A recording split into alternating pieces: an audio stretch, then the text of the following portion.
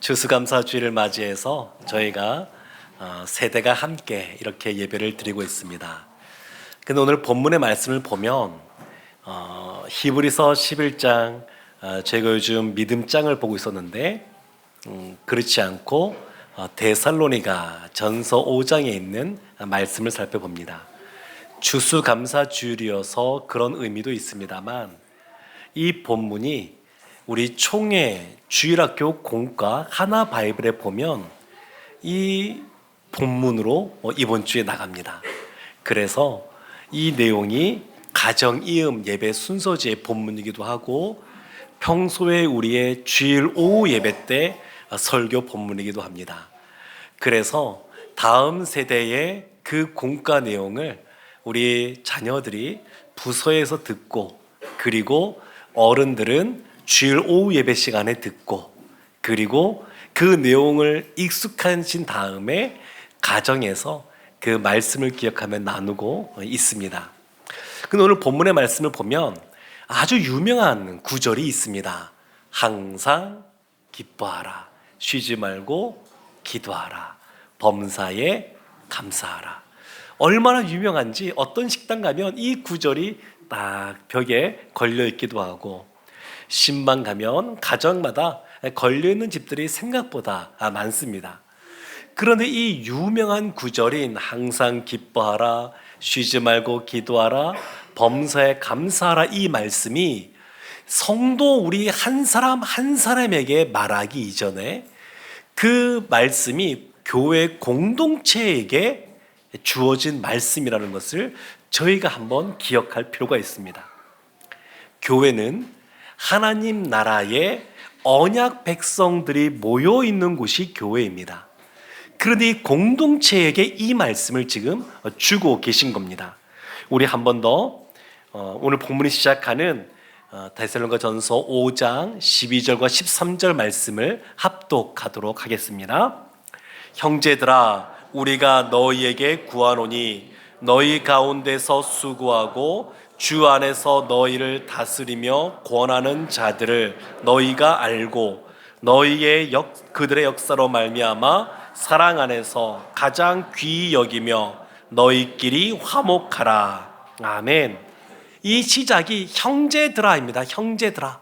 사도 바울이 누구를 향하여 형제라고 부르고 있냐면 이 서신을 받고 있는 데살로니가 이 교회의 성도님들과 또 이 교회를 이끌어가는 영적인 지도자들에게 형제들이라고 표현하고 있습니다.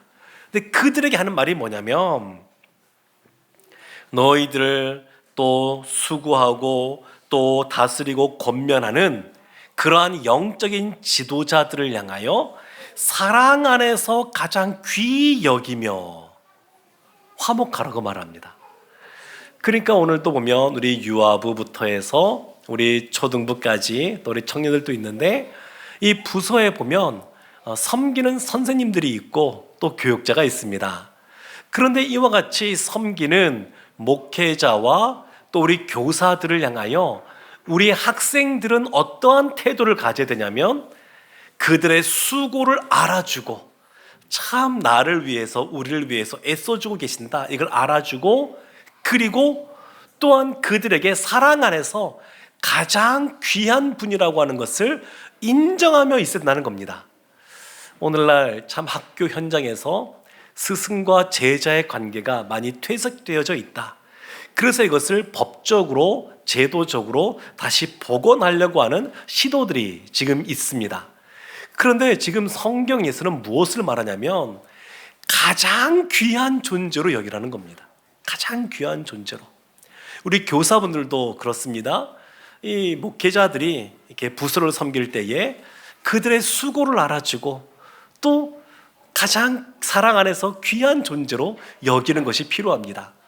또 보면 뿐만 아니라 영적인 지도자들, 특별히 목회자들은 수고라고 바울이 반복해서 쓰는데 수고하는 것이 마땅합니다. 마땅합니다. 그래서 수고가 마땅한 줄 알고 섬기고 또 성도들은 그것을 알아주고 사랑 안에서 서로 귀하게 여겨주며 화목하라고 사도 바울이 말하고 있습니다. 그리고 이어지는 14절 말씀에서는 이렇게 말합니다. 또 형제들아 너희를 권면하노니 게으른 자들을 권계하며 마음이 약한 자들을 격려하고 힘이 없는 자들을 붙들어 주며 모든 사람에게 오래 참으라.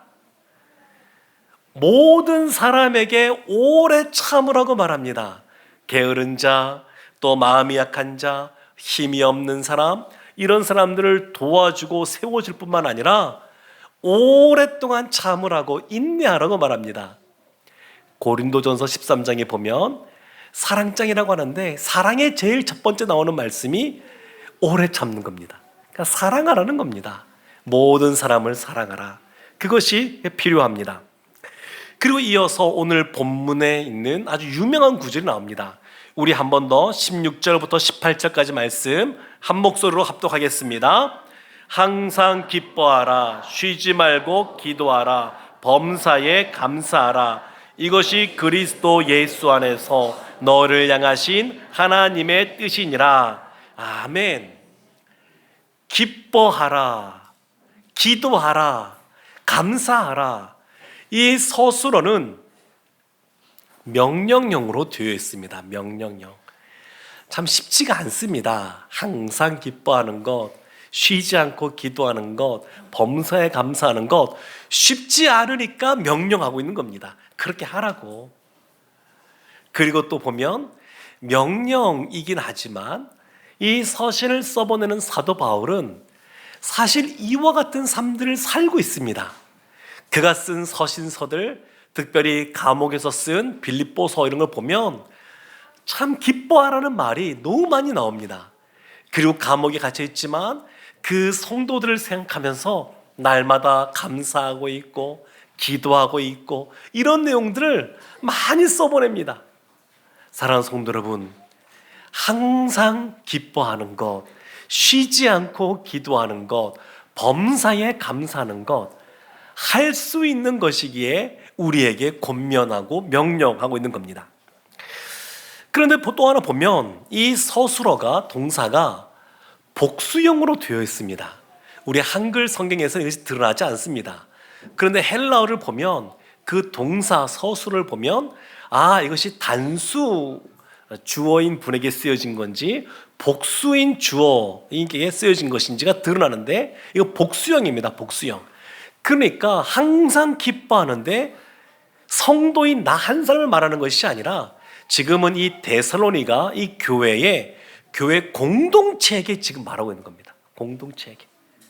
그래서 이 18절 뒤에 보면 너희를 향하신 하나님의 뜻이라고 말하는데 이 너희, 이 공동체를 말합니다. 그래서 앞에 붙이면 너희는 항상 기뻐하라. 너희는 쉬지 말고 기도하라. 너희는 범사에 감사하라. 이렇게 말하고 있는 겁니다. 교회 공동체에게 먼저 말한 겁니다. 이런 말씀 들으면 마음이 좀 편안해지십니까? 나 혼자 감당하지 않고 우리가 함께 감당하는 것이다 생각하면 좀 편해지십니까? 그런데 1차적으로는 교회 공동체에게 주어진 것이지만 하나님 나라, 이 백성들에게 주어진 것인데, 그런데 조금 더 보면 교회는 단순히 이러한 예배당 건물을 말하는 것이 아니라 예수님을 나의 구주로 고백하는 하나님의 구원받은 그 한 영혼 한 영혼이 모여있는 곳이 교회입니다. 어떻게 교회 공동체가 함께 기뻐할 수 있는가? 한 사람 한 사람이 기뻐해야 가능한 겁니다. 그래서 이 말씀은 교회 공동체에게 먼저 주어졌지만 그 2차적으로는 성도인 우리 한 사람 한 사람도 다 해당되는 그러한 말씀입니다. 그런데 이 감사하라와 관련돼서 좀 살펴보면 무엇을 감사하는가, 어떤 일에 감사하는가, 사도 바울은 범사 이렇게 말합니다. 모든 상황, 언제라도 모든 것에 있어서 감사하라 이렇게 말을 합니다. 참 생각보다 쉽지는 않습니다. 그런데 시편 118편 1절에서 이렇게 시인이 말합니다. 여호와께 감사하라. 그는 선하시며 그의 인자하심이 영원함이로다. 아멘. 여호와께 감사합니다. 왜냐하면 하나님은 선하신 분이시니까, 우리를 구원하신 분이시니까, 우리를 창조하시고 우리를 인도하시는 분이시니까 그 여호와께 감사라는 겁니다. 다른 이유가 없습니다. 하나님이 선하신 분이시니까 감사라는 거 말하고 있습니다. 구한말 그리고 일제강점기에 우리 한국교회에 그 초창기 신앙생활 하시던 분들이 구한말 얼마나 혼란스럽습니까? 경제적으로 어려울 뿐만 아니라 정치적으로도 그렇고 여러 상황이 그냥 잿빛과 같은 그런 암울한 시대를 살아갔습니다. 그때 그분들이 추수감사 주일날 이 추수감사 주일을 지켰을까요? 안 지켰을까요? 일제강점기에 있는 우리 한국교회, 우리의 믿음의 선배들이 추수감사 주일을 지켰을까요? 안 지켰을까요? 지켰습니다. 우리의 믿음의 선배들이 남겨놓은 글들이 있습니다. 길손주 목사님을 비롯하여서 남겨놓은 글들이 있습니다.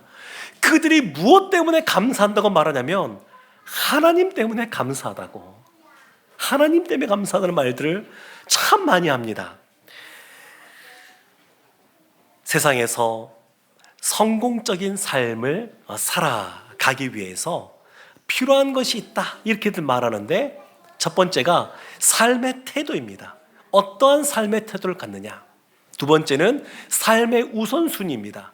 무엇을 우선순위에 두느냐. 세 번째는 삶의 관점입니다. 어떠한 시각으로 세상을 바라보느냐. 근데 사실 세상에서 말하는 것뿐만 아니라 이것은 우리를 향해서도 마찬가지입니다. 지난 금요일 날 강사 교수님이 오셔서 참 이런 말씀하셨던 것이 제 마음속에 많이 남았는데, 우리 사랑하는 자녀들 또 우리를 향하여서 자존감이 높아야 된다 이렇게 말하지 말고 우리는 하나님의 자녀라고 하는 정체성이 분명해야 된다 이런 말씀을 하셨습니다. 정체성이 분명한 사람, 우리가 하나님의 걸작품이라고 하는 것을 인정하는 사람은 우리가 어떻게 시험의 결과가 어떠하든 아니면 우리의 어떤 삶의 모습이 어떠하든 하나님께서 나를 사랑하시고 멋지게 하나님께서 선하게 인도하고 계신다는 것을 인정하면 감사할 수 있습니다. 로마서에서 말씀하고 있는 것처럼 하나님은 합력하여 선을 이루시는 분이시기 때문에 끝날 때까지 끝난 것이 아닙니다. 그래서 현실의 상황을 넘어서 계시는 그 하나님 바라보고 그 하나님 앞에서 감사하면서 살아갈 수가 있습니다. 다니엘이 그런 삶을 살았습니다. 노년이 되었을 때에 너무 잘 나가니까 사람들이 시기해서 이 다니엘이 기도하는 것을 알고 기도를 하지 못하게 하려고, 아니 기도하지 못하게도 할 걸 아니까 그를 잡아서 죽이려고 황제가 아닌 다른 신에게 기도하는 사람은 사자굴에 집어 던질 것에 대해서 이들이 모략을 꾸밉니다. 다니엘이 이것을 알고 있었습니다. 근데 다니엘이 어떻게 행동했냐면 다니엘서 6장 10절에 이렇게 말합니다. 다니엘이 이 조서에 왕의 도장이 찍힌 것을 알고도 자기 집에 돌아가서는 윗방에 올라가 예루살렘으로 향한 창문을 열고 전에 하던 대로 하루 3번씩 무릎을 꿇고 기도하며 그의 하나님께 감사하였더라. 목숨이 이제 경각에 달했는데 그때도 다니엘은 감사했습니다. 하나님이 선하신 분이기 때문에 그렇습니다. 올 한 해 동안에 하나님이 베풀어 주신 참 많은 것들이 있지만 그럼에도 불구하고 우리가 원하는 것만큼 우리가 원하는 방식으로 원하는 때에 하나님이 역사하지 않으셨다고 생각하고 마음이 어려울 수도 있습니다. 그러나 하나님은 선하신 분이십니다. 그래서 그거 하나만으로도, 우리를 구원하신 그 하나님만으로도 충분히 감사할 거리가 넘쳐납니다. 특별히 감사와 관련해서 우리가 기억해야 될 것이 있는데 에베소서 5장 4절에 이렇게 말합니다.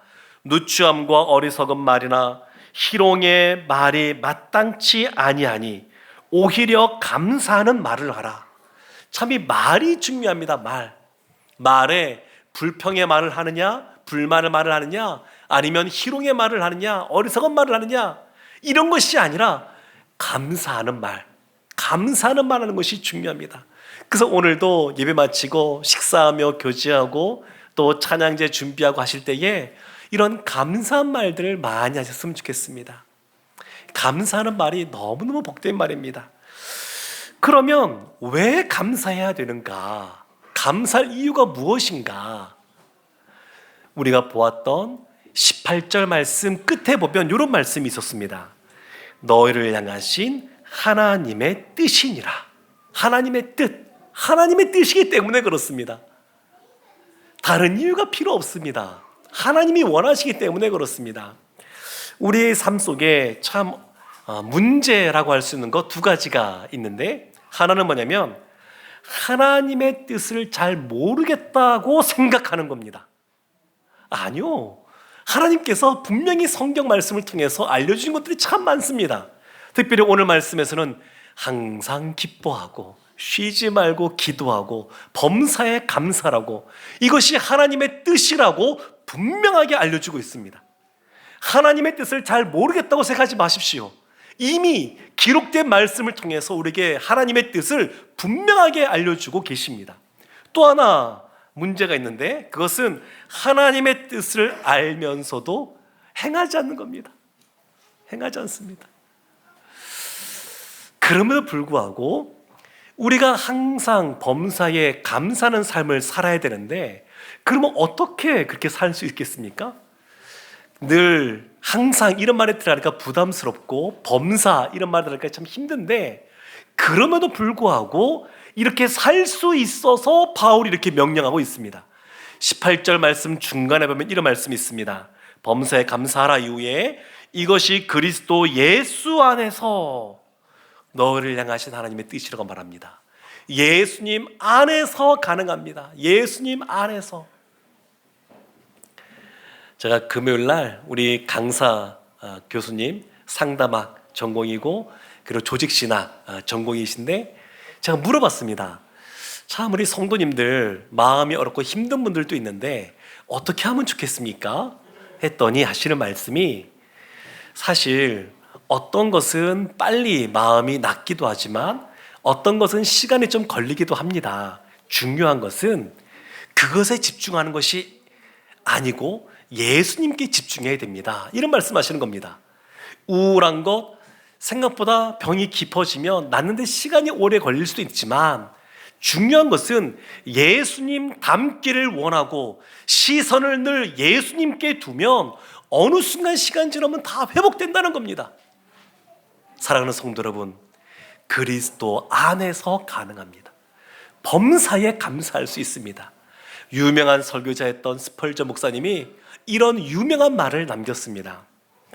촛불을 주신 하나님께 감사하면 등불을 주시고, 등불을 주신 하나님께 감사하면 별빛을 주시고, 별빛을 주신 하나님께 감사하면 달빛을 주시고, 달빛을 주신 하나님께 감사하면 햇빛을 주시고, 햇빛을 주신 하나님께 감사하면 날빛보다 더 밝은 천국을 주십니다. 하나님께 감사를 표현하고 감사의 말을 하면 하나님께서 그 마음 귀하게 보시고 더 풍성한 은혜로 함께 해주십니다. 사랑하는 성도 여러분, 추수감사 주일을 맞이하여서 선하신 하나님 때문에 다른 그 어떤 이유가 없다 할지라도 우리를 구원하신 그 주님 때문에 감사가 넘치는 삶을 살아가시기를 주님의 이름으로 축원합니다. 아멘. 기도하겠습니다. 하나님, 우리 교회에, 우리 공동체에 감사가 흘러넘치게 하여 주옵소서. 우리의 부서, 우리의 가정마다 범사에 감사하게 하여 주옵소서. 우리의 한 영혼 한 영혼 하나님이 그 마음을 붙잡아 주시고 영안을 열어주시고 영적인 귀를 열어주셔서 오직 하나님을 바라보고 감사와 찬송의 삶을 살게 하여 주옵소서. 예수님의 이름으로 기도합니다. 아멘.